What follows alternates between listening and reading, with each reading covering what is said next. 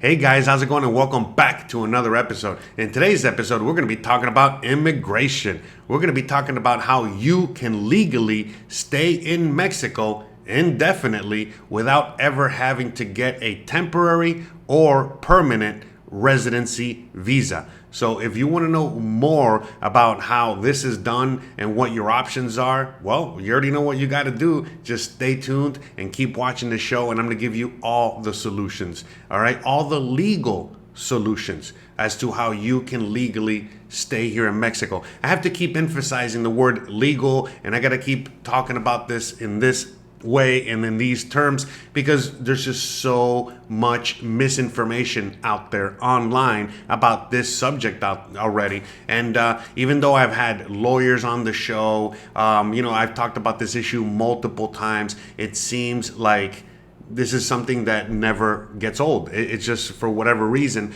as more and more people are trying to find out how they can legally stay in Mexico without any legal repercussions, any kind of problems, they're finding it more and more difficult because when they look for information on the subject, well, they're bombarded by a lot of misinformation. So let's just get right into it and let's talk about this subject and let me break it down to you. Let me tell you how most people that come to Mexico from the USA, from Canada, from Europe, from a lot of these countries that have basically easy entry into Mexico.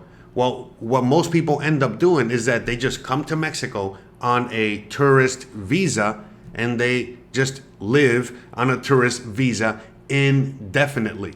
Now, this is not the preferred method, but it is a legal method and there's nothing wrong with it. It's just very inconvenient, for many reasons. We're going to talk about all that, and we're going to talk about other ways in which you can legally get your residency status out here in Mexico. We're going to be talking about, immigration and all that as a whole.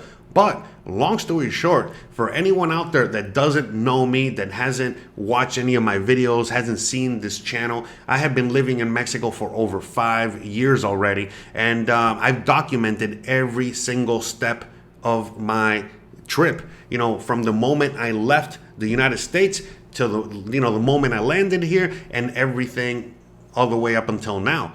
And part of that was the fact that I needed to fix my immigration status. I came out here with a bag, just a few, pieces of clothes and $1,500 to my name. And I was able to not just survive, but thrive out here. But a lot of people are always wondering how I got my immigration status. And we're going to be talking about that for those of you guys that don't already know and isn't already obvious to you, how I got my immigration status. I got married. So that's another way in which you can get your immigration status. And so, there's a bunch of ways. It's not just, living on a tourist visa or finding somebody to get married or let's say a work visa or what have you. And again, there's other methods out there, but the reality is that for whatever reason, all the news that you ever hear about living in Mexico, it's always saying that you need to have a temporary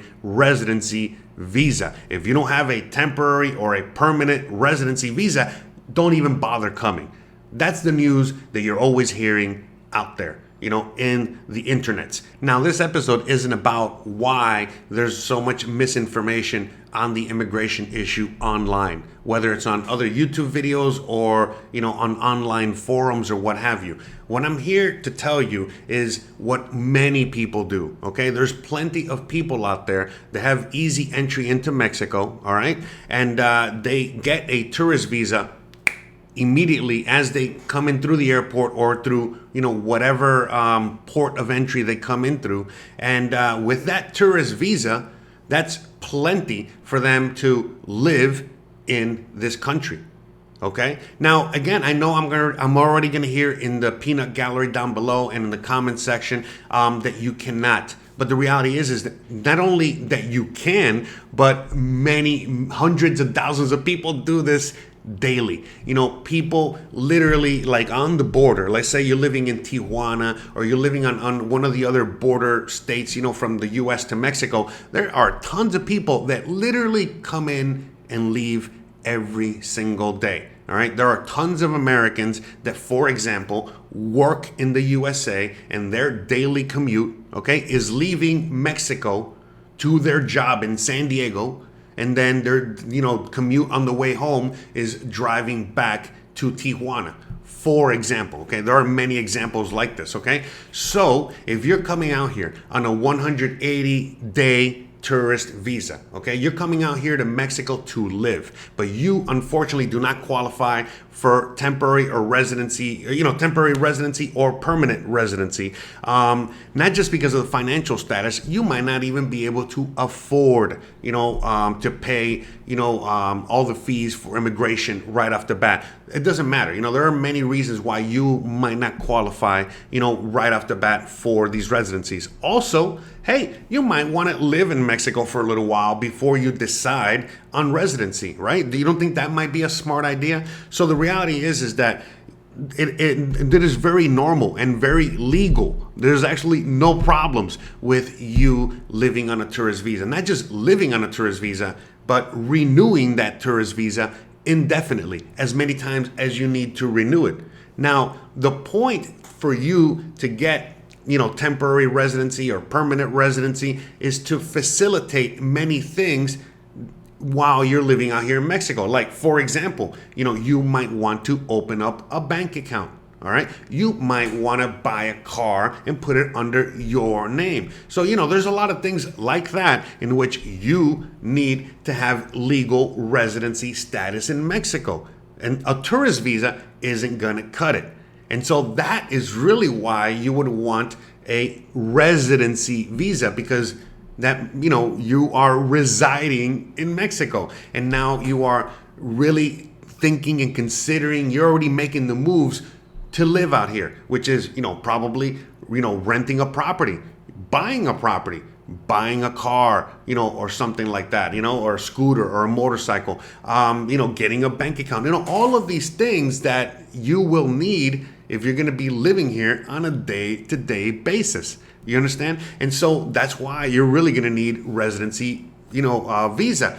Otherwise, if you, like for me, for example, I came out here on a tourist visa. I was able to live out here for a very long time before I wanted to, get a temporary residency. When I went to go get my temporary residency, I didn't qualify. And this is many years ago. It was very different. It's a lot easier to qualify these days, even though you hear it's a lot more difficult to qualify.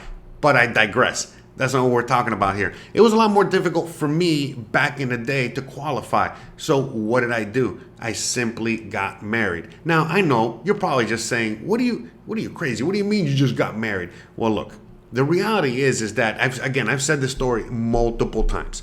At that point, when I wanted to get my residency, is because I was already, decided. I already decided I want to live here. I want to make Mexico part of my life. I want to be here for the foreseeable future, for a very long time. So obviously I needed to, get things like a bank account, because I only had, barely a US bank account, and it was very difficult for me to, move money around, simply, get paid for jobs, or get paid, for a lot of my digital nomad type work or whatever it is I was doing. It was difficult for not only for me to get paid, but then to also get that money here to Mexico. Now, it wasn't extremely difficult. I've talked about it multiple times. There was a way, but it was inconvenient to say the least. But I was able to get my money. I was able to survive. It was all great and, gravy baby. But the reality was, it came to a point where I was already living here for a while. I was very comfortable here. I was already dating, my future wife. I was dating Christian for, a long time already, almost a whole year, which is a long time, out here in Mexico. And so at that point, I honestly, I reached out to her and I said, hey, look, I have this situation in which, I need to get married because, hey, I need to get my residency in order for me to function out here better. And she's like, oh, really? You want to get married? Well, if we're going to get married, we're going to do it for reals. And I was like, really? You really want to get married to me? For reals? Boom. And that's it. That's how it happened, all right? We were already going out, dating, and the whole thing. And then I popped a question in the most weird and awful way. And she said yes. I had to go ask for grandma and her dad's hand in, for marriage, and before you know it, we were married, and I got my paperwork. As soon as I got married, right after I got married, I was able to get my paperwork pretty quickly. All right, and it was a very easy and seamless process. I mean, they didn't even want to see her at the immigration office. They just wanted the paperwork, they wanted the fees, they wanted to get it done, and we're out of that. So, with that being said, okay, there are a lot of people out there that, again, this is just storytelling time, okay? So please, take everything I say here with a grain of salt. But long story short, that's a path that you can take, all right? And there's a lot of people out there that facilitate this, as a business decision. I mean, and it's not just with you guys that are watching out here, but with other people from other countries, okay? So basically, you land out here, you're on a tourist visa, you've been hanging out here for a while, you meet the right person, and before you know it, hey, you might be able to legally stay here permanently for a very long time. Again, you can stay here on a tourist visa for years, for as long. I know people that have been staying out here on a tourist visa for decades. Well, not decades, but over a decade, all right? Close to a decade, no problem. And really what really happens when, they say, hey, you're going to get in trouble if you keep doing those visa runs. No, you don't get in trouble. What actually happens is that maybe at some point, some immigration officer, at one of these ports of entry, before they give you your 1700th, tourist visa, they're going to say, hey, why don't you just get your temporary residency? And you'll answer, well, I can't get my temporary residency because I do not, qualify financially.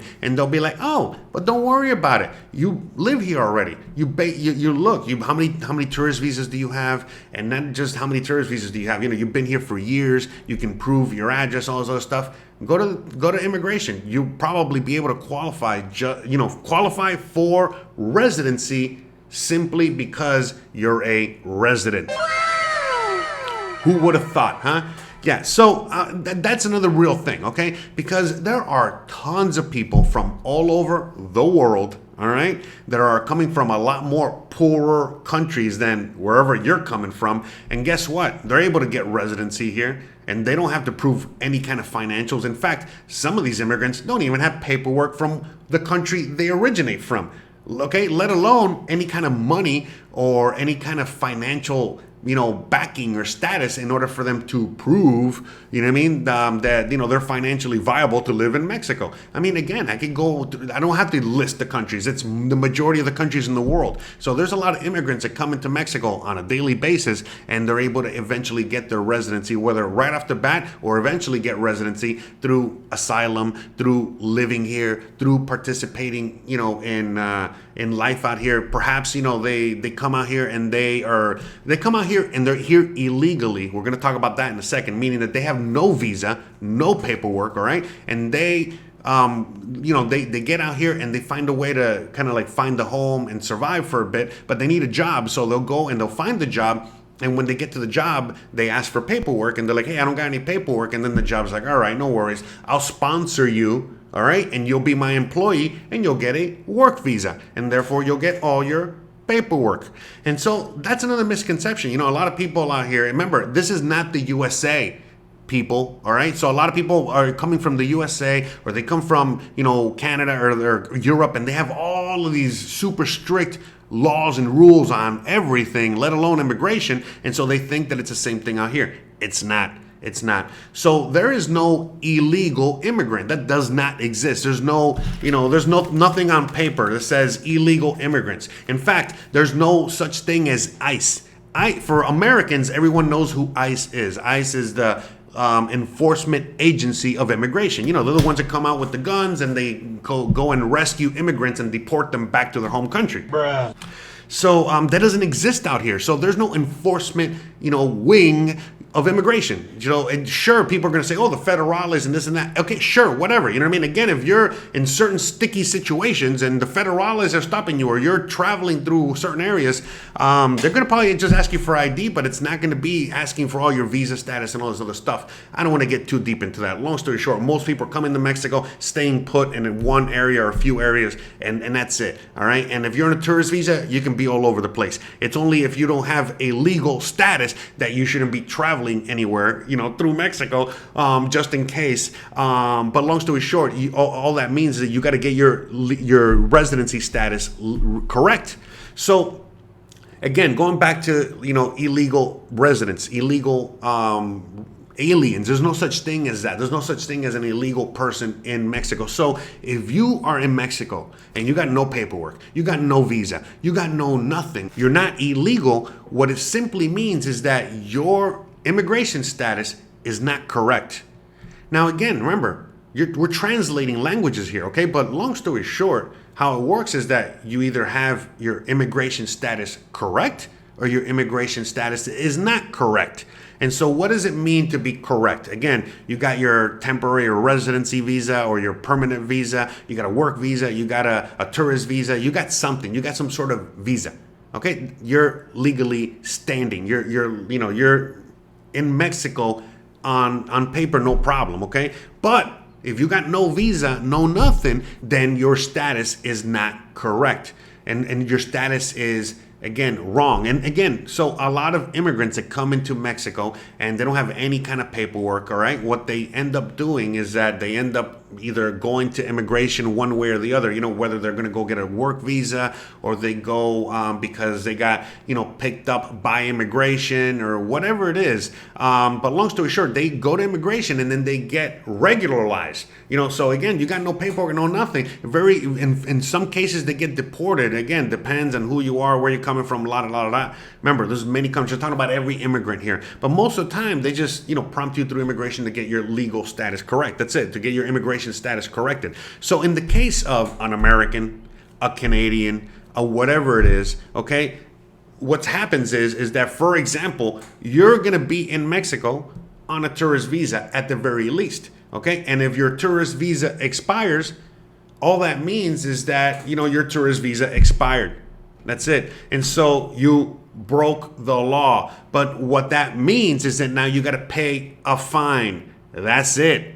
That is it. Look, for you to get maybe deported and maybe, get in trouble and stuff like that, is that you would have had to have, been in this country on a tourist visa, let that expire. You're living here 5 years and then you commit a crime. Yeah, you're going to get deported, most likely. Okay. But okay, if you are here and your visa expired, all right, and it's only been a few months, it might be 6 months, it might be a year. Listen, you can still go to take yourself to the immigration office, take yourself to the proper immigration location. Okay. By the way, I would highly suggest for you to consult with with legal consultation. All right, have a legal expert help you out with all this stuff. I will provide Jose Novello's information down below. He's the channel's legal expert. But again, I always encourage you guys to get second, third opinions, ask as many people as possible, and again, get the correct answer. You know what I mean? Don't just settle for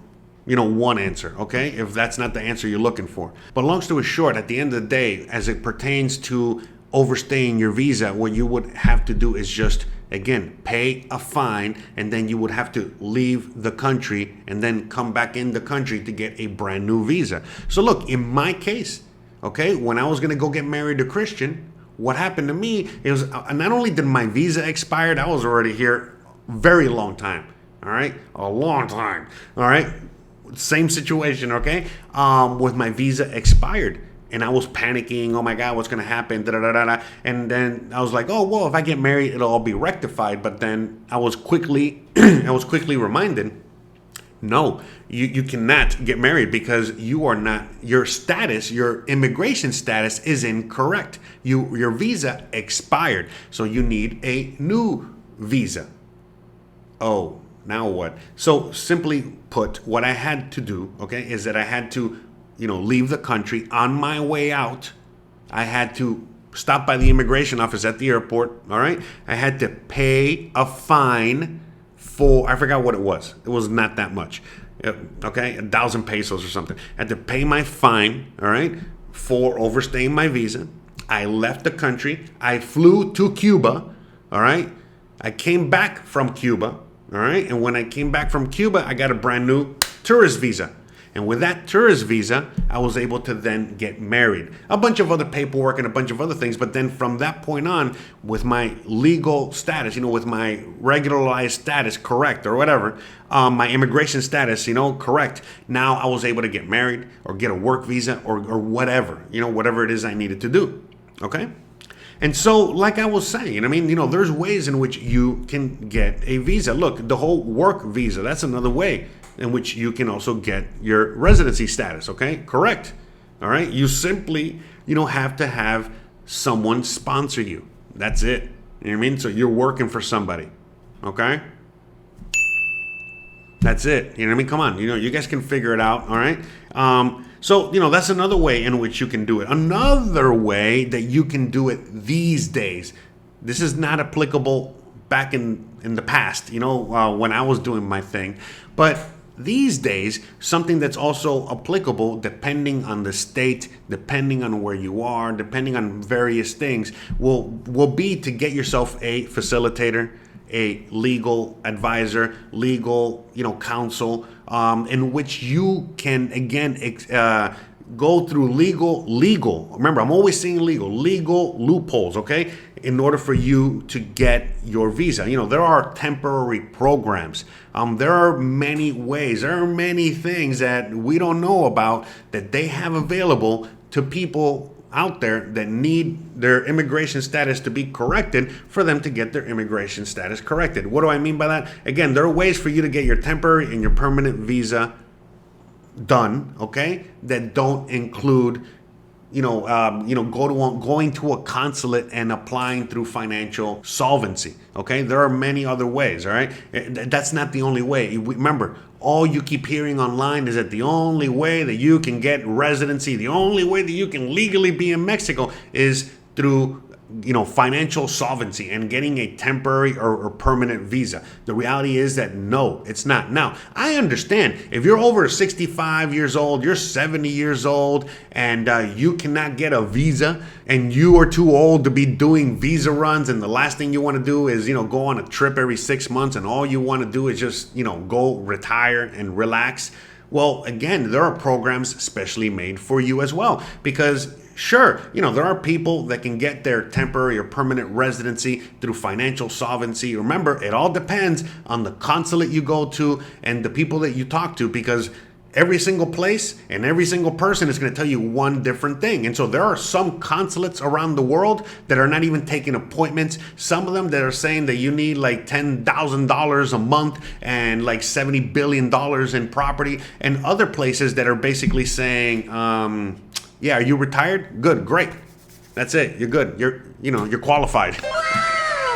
So there's many consulates out there, many different people. And as you guys know, and if you don't know, it is all to the discretion of each consulate and each, consulate representative out there. So that's the thing, in some places, they're going to ask for a humongous list of requirements in order for you to get your visa. And even though, if you are 65 years or older, you can qualify by just simply proving that you are retired by, by showing a letter that says, hey, look, I get a pension, I get a monthly check from the government or whatever, and I'm retired legally, all right?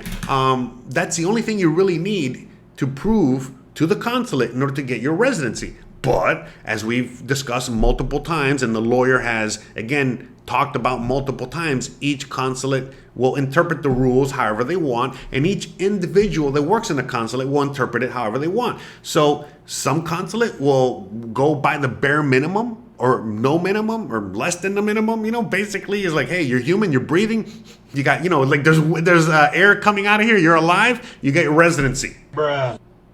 That's it. It's as simple as that. But other people, others out there, it doesn't matter. Even if they give you a whole list of things, and then when you show up, they want even more things, and it almost seems like all they're trying to do is deny everybody, and then you go to other consulates and they're just trying to approve everybody. So again, it really depends. I don't know which consulates are the best ones. Don't even ask me. I have no clue, because I already told you how I got my residency, so I have no clue how that works. That is what I would go online and ask other individuals that have already gotten their residency through that way, all right, how you can also get it. But long story short, if you're retired and you cannot be going on visa runs every 6 months, there's ways in which you can also get your residency, all right? And again, do you even have to get your residency? So, you can just stay on a tourist visa and let it expire before you expire. Let it expire, and then you'll expire. Sorry, my English not so good sometimes. So anyways, as I was saying, at the end of the day, there are multiple ways in which you can get your residency. And as time goes on, it seems like it's actually easier and easier, for you to get your residency each and every day out there. And money talks. So the reality is that when you are hearing about, people that get their residency like that, through legal means, it's a lot of times it's because they pay their way to get to the front of the line. There are other people, again, simply put, where, you're going to a consulate and you have all the money, all the, resources, everything that they're asking for, and then some. So basically you're rich. You're buying your residency. You got to remember that. But there's a gazillion immigrants out there, and most immigrants, they're an immigrant for a reason, and they can't afford, anything, let alone, to buy a residency. So they got to go through the same old, legal procedures that most people have to do. And then as they live here, as they function in the Mexican economy, they figure out what is the best visa for them. It might be a work visa that gets them to the temporary. All right. It might be getting married. It might be just living here, multiple times, and re-entering the country multiple times. There's multiple ways in which you can qualify, all right, for residency in Mexico legally. All right, without any kind of, weird, mumbo jumbo or hocus pocus. And that's a thing. Again, if you're over 65, there's other ways. There's many ways in which you can get your residency. And again, even if you don't have residency, you can still legally live here without any kind of problem, because you're not going to get in trouble. There is no trouble. There's no deportation. There's no nothing. No one ever asks you for any, kind of ID. That's an invasion of privacy, and they're definitely never going to be asking you for no visa status. And it doesn't matter what your visa status is. There's no enforcement. No police officer. There's no immigration officer. There's no kind of authority out there that's looking for people, or even if there are people out there asking for ID, there's no way that they can enforce anything. And the only thing ID wise, may basically, if they're asking for ID, all right, and you want to provide ID, because remember, this is another conversation with authority. We've had it on the channel multiple times. But long story short, let's say you come to some authority figure, they ask you for ID, and you want to provide ID. Listen, any ID will suffice. A California's driver's license, a Canadian, ID, don't be carrying around your passport all the time. Are you kidding me? Like, I never take my passport anywhere unless I got to go do some really, bureaucratic procedure, some sort of something in which they need to see my passport. Otherwise, I got that thing, stored away, lock and key. Are you kidding me? So, and no one will ever ask you for your passport. There's tons of IDs, Remember, it's identification, all right? I'm sure you have tons of IDs, all right, in your wallet.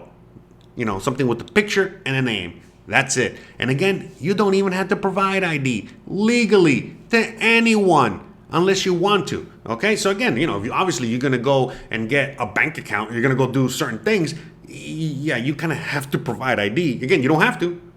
You don't have to get the bank account. I'm just saying, you don't have to do the, legal procedure, or whatever it is you got to do. But long story short, that's basically how it works. No one on the street can ever ask you for any kind of ID. No one can ask you for any kind of anything. Now, if you're driving a vehicle, they're going to ask you for a license, not your passport. Knowledge.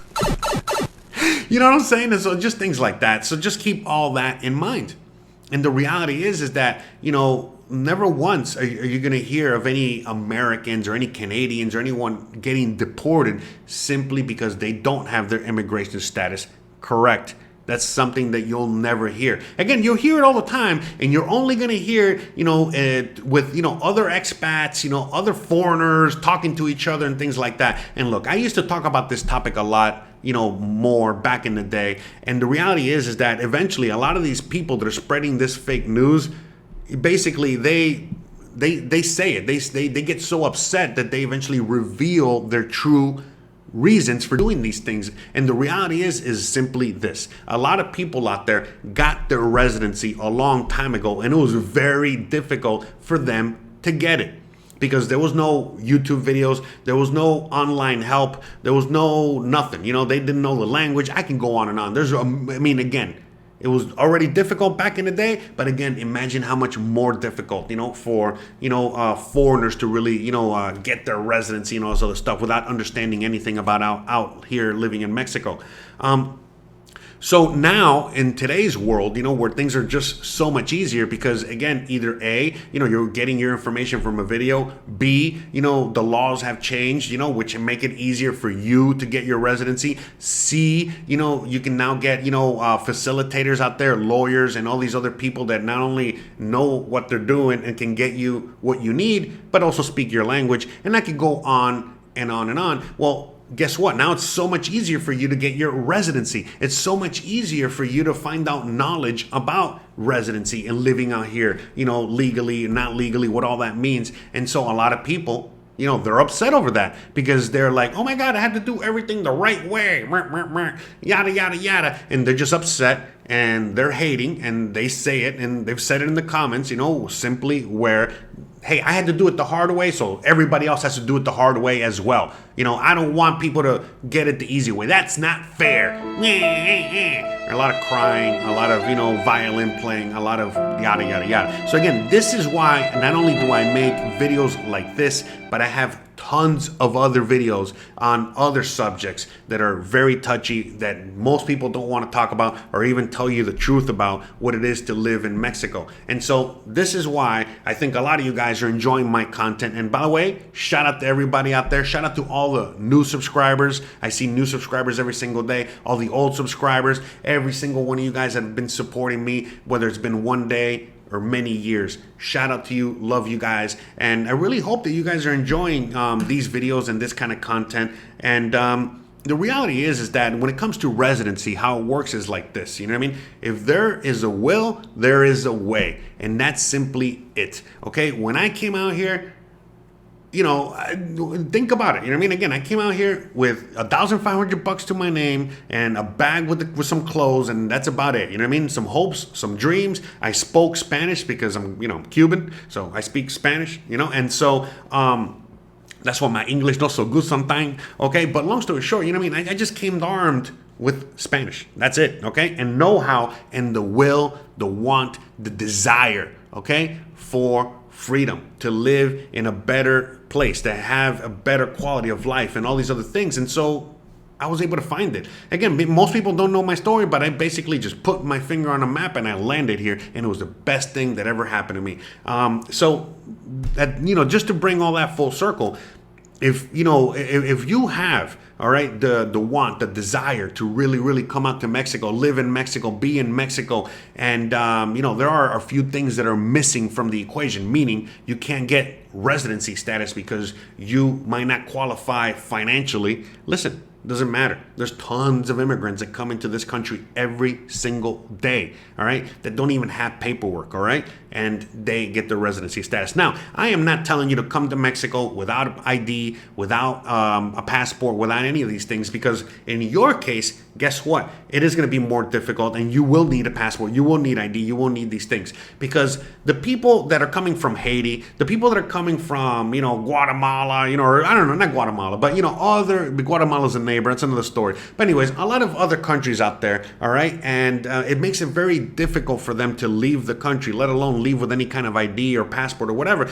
They're the ones that get the asylum and the extra help out here in Mexico. But if you're coming from the USA or Canada or most countries in Europe, listen, I'm sorry, okay? You better have a passport. You better have ID. You better have the proper paperwork in order for you to get processed properly. That's it. And so that's the real thing. Okay, so a lot of people ask me, can you come to Mexico without a passport? Yeah. Now, can you get regularized in Mexico? No. You know what I mean? So you're not going to be able to do anything except, maybe live in under a bridge in Mexico. Now listen, you already know you can survive out here without, anything. But the reality is, again, you remember the will, the want, the desire, all these things, all right? And it's going to be difficult. But long story short, most people are watching these videos. You need to have your passport. You need to have a very basic, some sort of basic ID. And yes, there are tons of people that have applied for asylum and gotten asylum, for Mexico, political asylum. Yes, Americans that have gotten political asylum in Mexico. But you need your passport. You need some sort of ID. You need